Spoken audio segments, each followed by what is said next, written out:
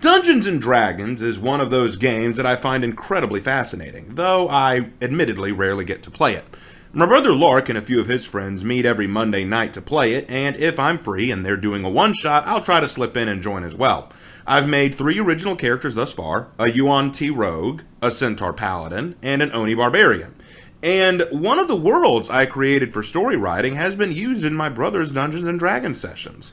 In fact, Lark and I have even discussed taking the world of New Epic and turning that into a D&D setting. Suffice to say, I enjoy the concept of Dungeons & Dragons even if I don't get to play it that much. So it's very odd then that Wizards of the Coast, the folks responsible for making this franchise, seem to hate it with a passion. Though I can't be too surprised by this. In this day and age, it seems creators and franchise owners have started practicing in self-loathing by holding contempt and disgust for their IPs and creations. After all, we've watched Disney butcher its classic movies by remaking them all for modern audiences. We've seen Games Workshop attempt to butcher Warhammer Fantasy and 40k every time an edgelord crawls out of the warp to offend pissy little Tau enthusiasts. And lest we forget how Marvel seems content to destroy everything meaningful, timeless, and brilliant about its original characters and series by shredding any semblance of power scaling, morality, and character development like wet paper. If people ever wonder why anime seems to have taken off so well globally, it's probably because Japan hasn't fallen prey to this woke era bullshit yet. Let's just keep hoping and praying that they can keep it that way. But today we have an article that reveals Wizards of the Coast's plan for the future to remove potential inherent racism in their game by removing half races. That's right, folks. You heard that correctly. Mixed races are inherently racist. I can't wait to hear how. Before we start, though, I want to preface, my issues and addressees are not addressed to the author of this article, who I believe is just as frustrated with Wizards of the Coast as we are. In fact, I actually praise this article writer for bringing this stuff to light. If I seem angry or frustrated or accusatory, it is all pointed at Wizards of the Coast, not the article writer. Let's begin. Dungeons & Dragons, to remove half species from Player's Handbook, claims the entire idea is inherently racist. Written April 4th, 2023 by Spencer Bachuli. In their latest step forward on their long march to lost profits, Wizards of the Coast has revealed that they will be removing the concept of half species from the Dungeons & Dragons Player's Handbook on the grounds that they are not comfortable including an inherently racist concept in the game. This forthcoming update was first announced publicly at the recent D&D Creator Summit, an event wherein Wizards of the Coast gathered a number of notable personalities ranging from game developers to content creators and provided them with a sneak peek at Dungeons & Dragons' upcoming releases. Following a rocky start to the summit marred with various technical difficulty issues, the publisher eventually hosted a demo of their upcoming D&D virtual tabletop, after which D&D lead rules designer Jeremy Crawford, senior story designer Chris Perkins, and studio art director Josh Herman appeared for a Q&A session with the attendees. Eventually, the post-demo Q&A turned to the topic of Wizards of the Coast's ongoing efforts to sanitize Dungeons & Dragons, beginning with a question about how exactly the publisher makes use of their sensitivity readers. Sensitivity readers! You have literal sensitivity readers, not editors, sensitivity readers. So you actually have specific people, possibly editors, meant to check for content they perceive to be offensive or insensitive. That's their job. They're not there to check for inconsistencies with lore or mechanics or playability. They're there to check to make sure that no one's fifis get hurt. You know, what happened to the good old days when being called sensitive was derogatory? Hey, get over yourself. Stop being so sensitive. Remember those days? Can we go back to that? Apparently not, because now people are bringing in editors specifically for the purpose of making sure nothing offends the easily offended. Well, allow me to inform you, Wizards of the Coast, that in this battle, you are destined to lose. You cannot placate these people. If they cannot find something to be offended by in your work, they will create something to be offended by. You will win nothing here, my friends. We don't send everything to the same people all the time, Crawford explained of their content review process, per a summary of the event posted to the EN World Forum by user Brimmels and recap provided by content creator Daniel Kwan. Different reviewers have different areas of expertise and experience, Everything gets sent to at least 2 people, sometimes more. The old inclusion review process had holes in it because they would only send out what they thought would be a problem. Now everything is sent out, so we aren't guessing what might be a problem. Oh, yes, good plan. Send out your concepts and scripts to as many different thin-skinned infants as you can. Surely at least one of them will be left bawling by the end of their summary overview. Following in the steps of John Hammond, you spare no expense at figuring out the most effective method of butchering your entire IP by putting it into the hands of incompetent and morally bereft children. The only good thing about this idea, and there is one good thing about it, that every time you send out copies of your ideas and concepts to these people, at least one of them will break down into fits of anger and self-righteous indignation over the apparently offensive content they've been presented with. The difference between us, though, is that you are taking their bawling and tirade seriously. I am learning who not to hire to help me write my stories. Wait, hold on. I scrolled down. What's this? What's that? That bold related. What is that? Dungeons and Dragons to remove term race from game lexicon due to its prejudiced links between real world and fantasy peoples. I thought that was a joke. Lark told me about this, that they're apparently changing the word race with species. You're actually offended by the word race now. You know, I hesitate to ask, how will you differentiate an orc from an elf by just calling them different species? Or how will a centaur be different from a goblin? Different species? Surely we wouldn't want to refer to them as different races. That would be potentially prejudice. Do you see how comical it has gotten at this point? You are terrified of words that we are not afraid to use in today's lexicon. My goodness, this is bad. Well, let's keep going. Our team are game designers and storytellers. We are not experts in culture and inclusion, he added, so we're focused on what damage should this creature do. That's why everything goes through inclusion review. Now, so everything in our game brings out delight. Even reprints are going through inclusion review. That's why some older books are changing too. And this paragraph right here shows me that Wizards of the Coast is on a fast track towards self-destruction.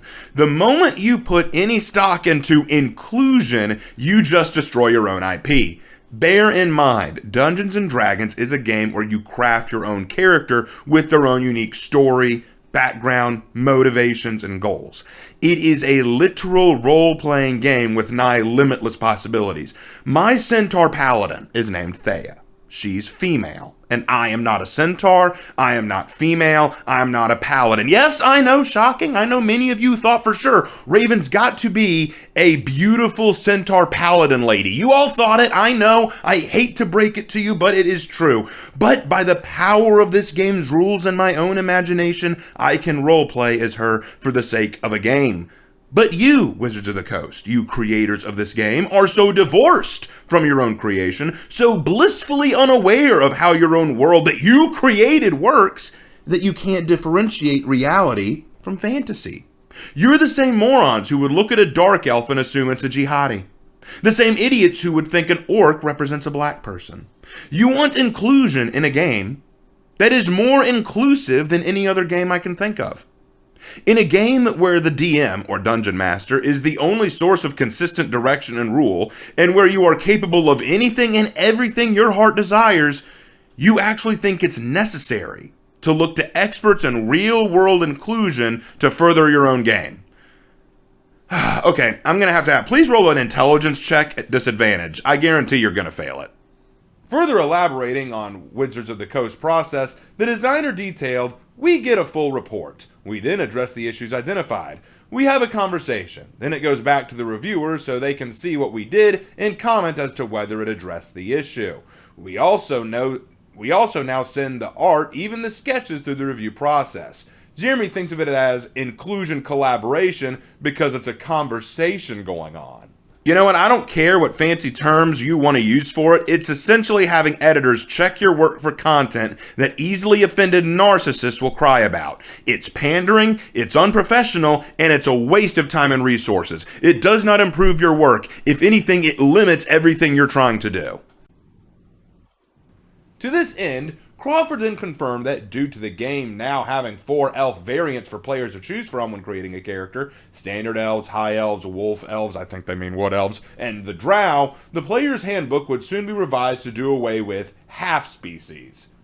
Frankly, we are not comfortable, and haven't been for years, with any of the options that start with half, he explained of that decision. The half construction is inherently racist, so we simply aren't going to include it in the new player's handbook. Okay, Crawford, you peer into the darkness, and you see a great criticism standing in your way.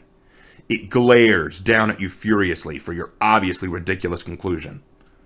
Prepare for battle.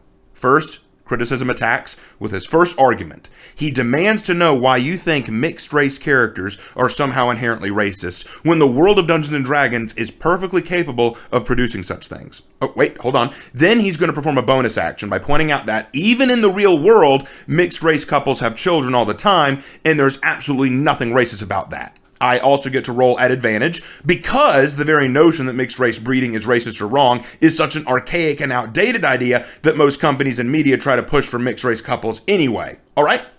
Now you need to roll a wisdom save to see if it saves your ass. Oh, and at disadvantage, please, because I doubt you feed the hamster that spins the wheel in your head all that often. Unsurprisingly, Crawford did not expand on this accusation, and thus his reasoning behind these claims remains unknown. Ooh, critical failure, and that does full damage. That will take your hit points down to 0. You're dead. Sorry, bro. Hope you made a new character. Make sure they're not a half race, because that would just be wrong, wouldn't it? That would be very racist of you. Make sure it's a pureblood. I think, joking aside, I think it's hysterical that you would say this absolutely ludicrous statement that you feel that it is inherently racist that half construction is a thing. But you still won't go into explanation or rationale for your reasoning? I want to know. I'm not joking. This is not a joke. What is your problem with it? Why is it a problem? Why is it an issue? Just to clarify it. I want to know. I really want to know. In fact, let me propose a hypothetical. I plan to move to Japan in the future to be a teacher and a missionary, and it is highly likely that I'll meet a woman there who I wish to start a family with. It's very possible. If that does turn out to be the case, and I have half Asian children with her, would you call that inherently racist? Would you call that bad? Half white, half Asian children are somehow inherently racist? I mean, I suppose it is the stance of Wizards of the Coast that we all just stick to our own racial groups. Is that correct? Interbreeding is simply not allowed and it's morally wrong. In fact, according to you, we probably shouldn't even associate with each other. We should only marry those who look like us, am I right? Surely that's the progressive thing to do. The failure in your logic is so extravagant, I have trouble wrapping my mind around it. However, despite the removal from the player handbook, Crawford assured players that if someone wants to play these character options, they'll still be in Dungeons & Dragons Beyond, and they'll still be in the 2014 player handbook. Oh, well, okay, that's good at least. That's good. It should be noted that though players may still be allowed to create half characters, thanks to their removal from the core materials, such characters cannot be used in any officially sanctioned event. Oh, never mind. It's the equivalent of just do it where we can't see it. Yeah, because we can't have those dirty half-breed races in public, can we? Half-orcs are just so distasteful, and obviously not keeping in line with the natural order, am I right? Do you even hear what you're suggesting? As of this writing, it is unclear when the player's handbook will officially be revised, nor when it will hit the shelves. And to add even further irony to this idiocy, they close out with a picture of a race-swapped Aragorn and Arwen. And now I must ask the question, if these two bang and have a child, would that not be inherently racist? You idiots. It's clear that Wizards of the Coast are no longer invested in their own creation, seeing as they do not even comprehend the value of it. In fact, they're complete hypocrites. As I just mentioned, the article ends, and I think the article writer did this intentionally. They showed an image of race-swapped Aragorn and Arwen. Not one, and I'm sure they did that to point out, isn't this hypocritical? Aragorn and Arwen become a couple and have a child. Would that child not be a half-elf, therefore that's inherently racist? Do you not see how that's entirely hypocritical? And I love how you had to swap his race just to make that work. Like, come on, are you serious? Sorry, getting off topic. The potential, let me say this about Dungeons & Dragons. The potential and possibilities that can be created from it are extensive. It is creativity and imagination at its most expensive, at its most expansive. You can be anyone or anything. Gender, race, skin color, age. Those aren't limitations. You can make whatever you want. The world is only limited by what the DM permits. And most of the time, they can be very generous. Half races, like half elves and half orcs, provide unique possibilities in the game, as you can create a unique experience merging some of the traits of the two races. It also provides a chance to build a new and engaging character option. But to the Wizards of the Coast, creativity is secondary to inclusion and progressive ideology. A game built around creativity and world building apparently must first be subservient to real-world societal progressivism and sensibilities, despite the fact they have nothing to do with the game world. In other words, it's saying, be creative unless it offends someone. Then you better stop that. Be adventurous unless someone disagrees. Then that's wrong. Be bold unless someone cries about it. Then you should apologize. Be whoever you want to be unless what you are is perceived as wrong by real-world individuals with so little creativity and so little imagination, they can't even imagine a world where they aren't the center of attention. Again, I want to stress I have nothing against the article writer. Quite the contrary. I praise them for their willingness to talk about this topic, and they apparently have a lot of other things to talk about. So this may not be the last time Dungeons & Dragons gets a mention, guys. I hope you enjoyed this response video. Thank you guys so much for watching. And as always, I will see you in my next video. Take care.